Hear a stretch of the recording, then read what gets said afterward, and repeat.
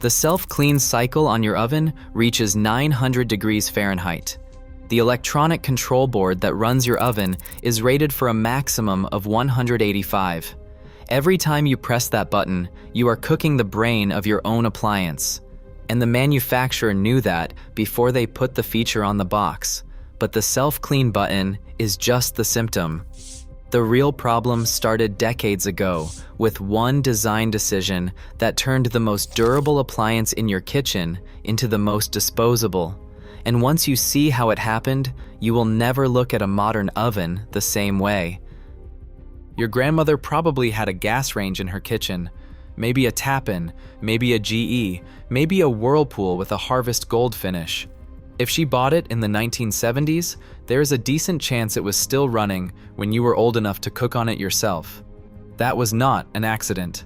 That oven was built on a completely different engineering philosophy than anything sitting on a showroom floor today.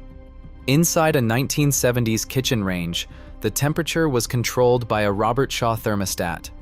Robertshaw controls dominated the oven thermostat market for decades, and their design was elegant in its simplicity.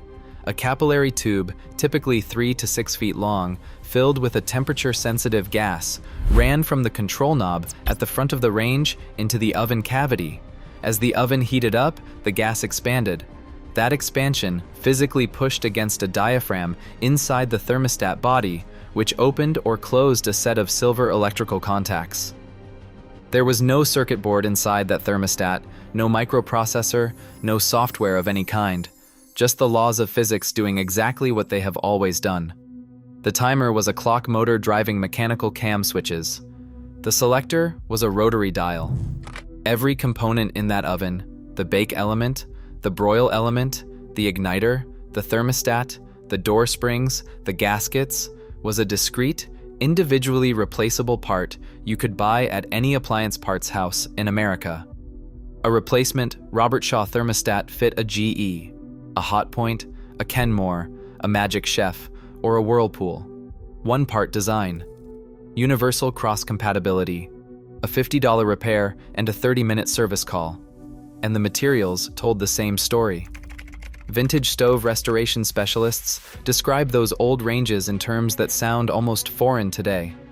Solid brass gas valves, cast iron burner assemblies, steel frames and aluminum housings built to tolerate decades of thermal cycling without warping or cracking. One restoration shop in the Midwest, a company that has been rebuilding vintage ranges for over 20 years, puts it bluntly. Vintage stoves are built to last through simple yet robust construction and mechanical repairability. Contrast that with currently made kitchen ranges, averaging a mere 10 to 15 years until replacement. The Department of Energy references a useful life of 19 years for gas ranges and 17 years for electric in their efficiency rulemaking documents. Appliance technicians who actually service older equipment say ranges built in the 1970s routinely lasted 30 years and beyond. One technician and trade school founder estimates that appliances from that era generally lasted between 30 and 50 years, and companies still factory rebuild those old Robertshaw thermostats today, using technicians with 50-plus years of experience. People pay $400 for a rebuilt thermostat on an oven that originally cost less than that, adjusted for inflation. Because a 50-year-old oven with a fresh thermostat will outlast a brand new range from Best Buy. That should tell you everything about what happened next, and the reason comes down to one component. Starting in the late 1980s, manufacturers began replacing those mechanical thermostats and clock-driven timers with printed circuit boards. The transition accelerated through the 1990s. By the early 2000s, electronic control boards had become standard on virtually every residential range from every major manufacturer. Mechanical timer models vanished from showroom floors. The marketing pitch was legitimate. Electronic controls with RTD temperature probes are genuinely more accurate than bimetal thermostats. Programmable cooking cycles, digital displays, delay start timers. Real improvements in temperature, precision, and convenience. Nobody is arguing the old way was better at regulating heat. It was not. But every one of those improvements came packaged inside a single proprietary board that introduced something the mechanical era never had: a single point of total failure. When a Robertshaw thermostat failed, you replaced the thermostat. The timer still worked, the elements still worked, everything was independent. When a modern control board fails, the entire oven goes dead. No bake, no broil, no timer, no display. Every function runs through that one board. Manufacturers also replaced physical rotary knobs with membrane keypads and capacitive touch panels during this transition. These look clean on a showroom floor, but the PET membrane material those touch buttons are printed on handles a maximum temperature of about 105 degrees Celsius. That temperature is within the range of heat that radiates from the oven cavity toward the control panel during extended baking sessions. Industrial rotary switches, the kind your grandmother's oven used, are rated for tens of thousands of rotational cycles and are far less vulnerable to heat, steam, and moisture damage. One appliance repair specialist notes flatly that membrane switches and capacitive touch panels fail all the time, but that is rarely the case for mechanical buttons. And that board, the most expensive and most critical component in the entire appliance, sits in the worst possible location from a thermal engineering standpoint. In a modern freestanding range, the electronic control board is mounted behind the control panel in the backsplash area, directly above the oven door. In wall ovens, it sits at the top of the unit behind the controls. Either way, it lives directly in the thermal plume of an appliance generating 350 to 550 degrees during normal cooking. During a self-clean cycle, 900 degrees. That is where this story turns from a design compromise into something much harder to defend. The pyrolytic self-clean cycle heats the oven cavity to approximately 900 degrees Fahrenheit and maintains that temperature for 2 to 4 hours. The door locks automatically because the interior is hot enough to cause severe burns on contact. Now consider what is sitting on the control board inches above that inferno.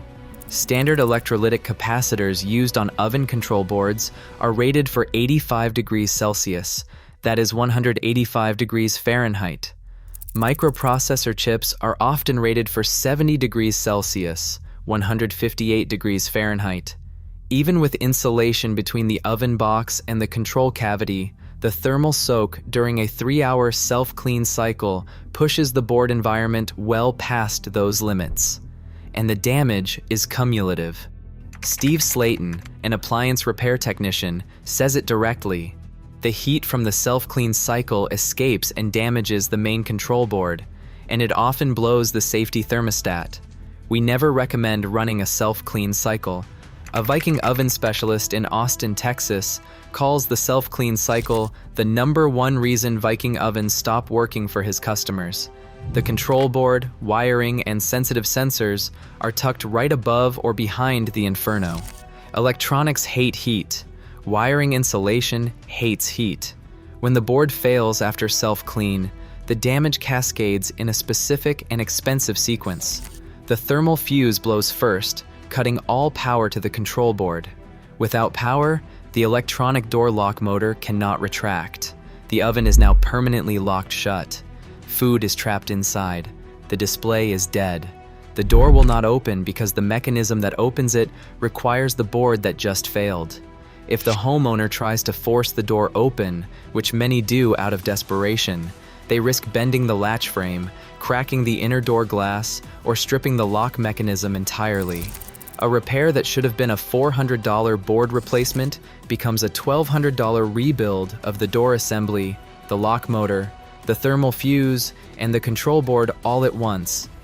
The total cost of a self-clean failure, including the board replacement, the door lock motor assembly, a new thermal fuse, and a service call, runs between $500 and $1,500 depending on the brand. On a budget range that costs $700 new, you have now spent more fixing it than buying it. The industry knows this. They call it the 50% rule. If repair costs exceed half the appliance value, replace it. For a $700 range with a $400 board repair, you are already past that threshold. You are mathematically forced to buy a new oven. This pattern has generated lawsuits across the industry. A class action against Whirlpool alleged that KitchenAid wall ovens contained inadequate heat-resistant components, causing control board and thermal fuse failures during self-clean. The lawsuit alleged Whirlpool knew about the defect since at least the year 2000. General Electric was sued after a plaintiff reported being told by General Electric representatives that consumers should not use the self-cleaning function at all. That admission appeared in court documents. A law firm is currently investigating LG ranges that catastrophically fail after self-clean, with reports of shattered door glass and dead control boards. Electrolux recalled 203,000 Frigidaire and Kenmore electric ranges after control board defects caused ranges to turn on spontaneously, fail to shut off, and heat to wrong temperatures. There were 212 reports of erratic behavior, 14 fires, and 8 burn injuries. The repair industry recommendation is unanimous. Never use the self-clean cycle. A paste of baking soda left overnight, then wiped clean with vinegar, costs nothing. A self-clean failure can cost more than the appliance is worth. That brings us to what turns a design flaw into a business model. First, you need to see what this damage actually looks like up close.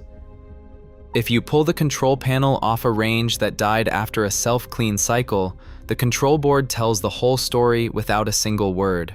The green printed circuit board had turned brown in patches where heat soaked through from the oven cavity below. Electrolytic capacitors that should be flat-topped are bulging upward. Their internal electrolyte boiled by sustained temperatures, they were never rated to handle. Solder joints that should be smooth and shiny are dull, cracked, and in some cases completely separated from the copper pads they were bonded to. On one Whirlpool double oven board, documented by an electronics repair forum, the damage was measurable. A capacitor rated at 100 microfarads tested at 17. 83% of its stored energy capacity was gone, cooked out of it by years of thermal abuse from the appliance it was supposed to control. Compare that to what sat in the same spot inside a 1975 range, a Robertshaw thermostat, a steel-bodied, brass-valved mechanical device with no components vulnerable to heat because it was designed from the ground up to operate in a high-temperature environment. It did not merely tolerate the heat, it used the heat as its operating input. That is the engineering difference between a product designed around its environment and one that ignores it.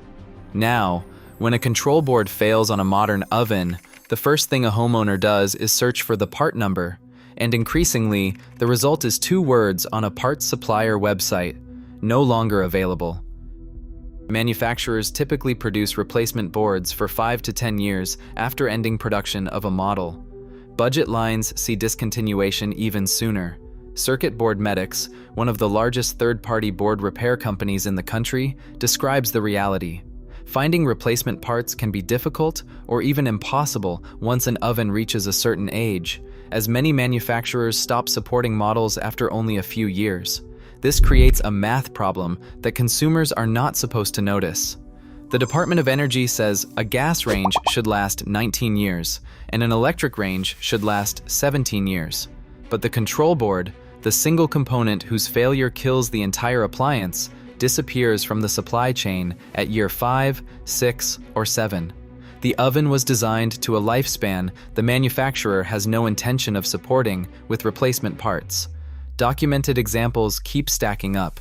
A KitchenAid wall oven microwave combination had its original board and its substitute board both discontinued while the appliance was less than 10 years old.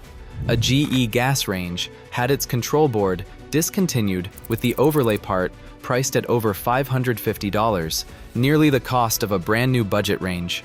One Atlanta repair shop reports customers with Thermador double ovens begging for help because each replacement unit would cost $4,000. And when the board is still available, the pricing tells its own story. The raw components inside a typical oven control board, a microcontroller, some relays, capacitors, and a power supply section cost between $15 and $50 at manufacturing volume. The original equipment manufacturer, or OEM, retail price for that board runs $200 to $700. On premium brands, it is over $900. That is a 10 to 20 times markup, sustained entirely because the part is proprietary with zero competition. Third-party repair companies like Circuit Board Medics, with over 37,000 five-star reviews, now repair these boards for $100 to $300 with a 2-year warranty. Compare that to the 90-day warranty on most OEM replacements. One customer saved over $2,500 by having 2 Thermador double oven boards repaired instead of replacing the ovens at $4,000 each. Core-centric Solutions, operating since 1995, remanufactures over 10,000 different appliance board part numbers. These companies exist because manufacturers created a gap and refused to fill it. Repair is what fills that gap. You might assume with all those brand names on the showroom floor there is real competition. Walk into any appliance store and you will see Whirlpool, KitchenAid, Maytag, Genair, and Amana. 5 brands, 1 parent company. A single Whirlpool service manual covers Whirlpool, Maytag, KitchenAid, Kenmore, Genair, IKEA, and Amana ranges in one document. Same platforms, same boards, same failure modes. When a board gets discontinued, it vanishes from 7 brands at once. GE Profile, Cafe, Monogram, and Hotpoint are all owned by Haier, the Chinese conglomerate that bought GE appliances for $5.6 billion in 2016. Since that acquisition, Yale Appliance documented GE's service call rate climbing from 7.3% in 2023 to 9.5% in 2024. A CBS News investigation documented a $3,000 GE Cafe oven range with persistent temperature issues despite multiple repairs. GE offered the owner a 30% discount on a brand new oven, not a fix. A discount on doing it all over again. Bosch, Thermador, and Gaggenau are all BSH, sharing control boards with identical part numbers, and the freestanding Bosch 800 series ranges are actually manufactured by Smeg in Italy. As Yale Appliance notes, Italian ranges are not known for their reliability. Samsung recalled over 1.1 million slide-in electric ranges in 2024. 300 reports of knobs activating accidentally, approximately 250 fires, 40 injuries, and 7 pet deaths from kitchen fires. Yale Appliance stopped selling Samsung entirely. 2/3 of surveyed repair professionals give Samsung appliances a negative rating.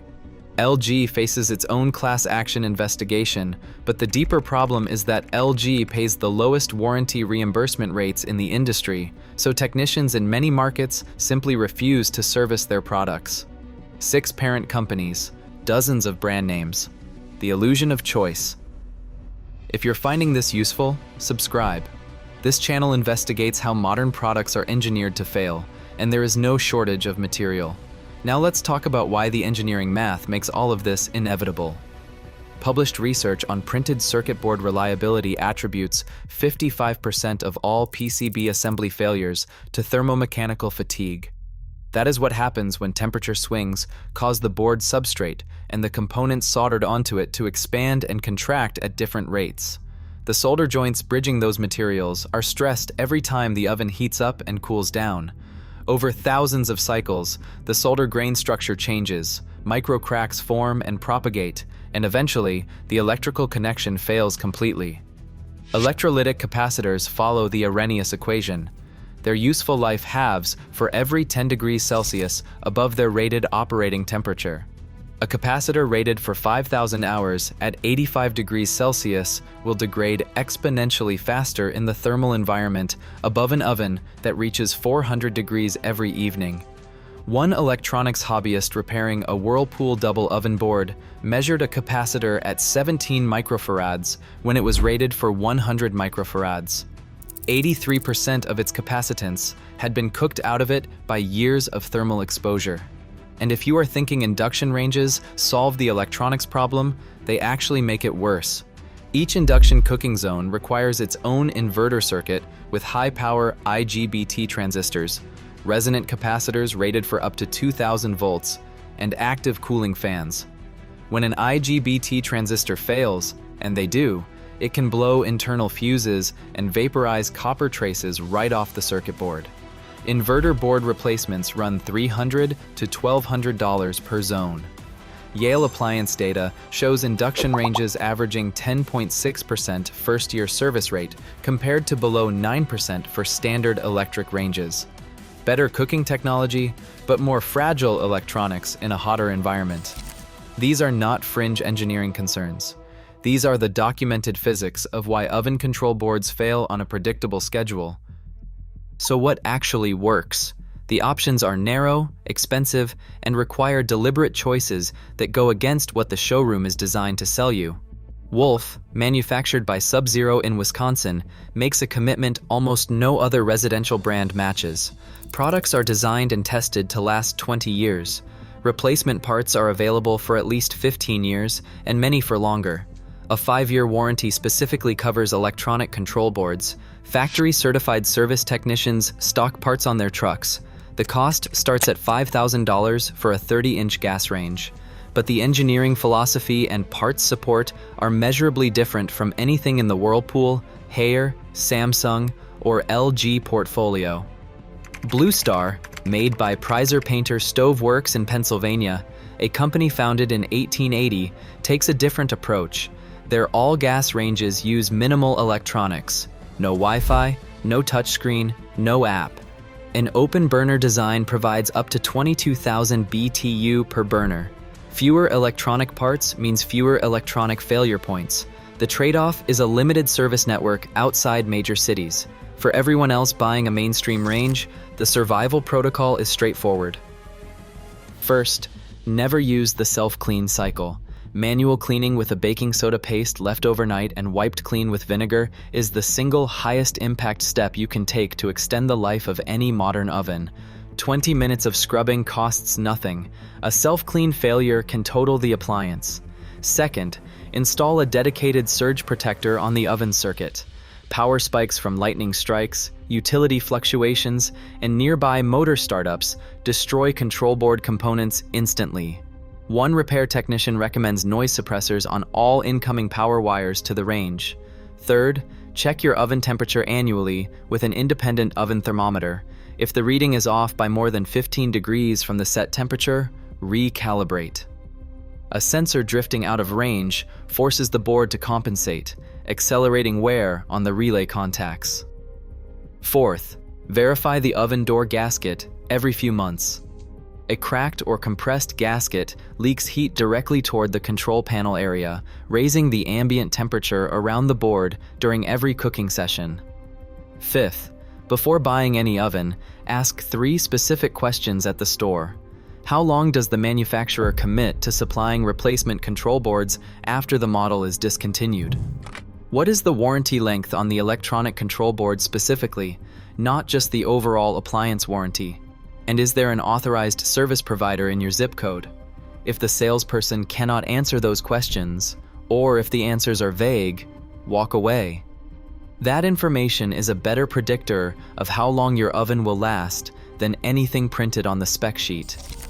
California's Senate Bill 244, which took effect in 2024, now requires manufacturers to provide parts and documentation for 7 years after the last manufacturing date for appliances priced above $100.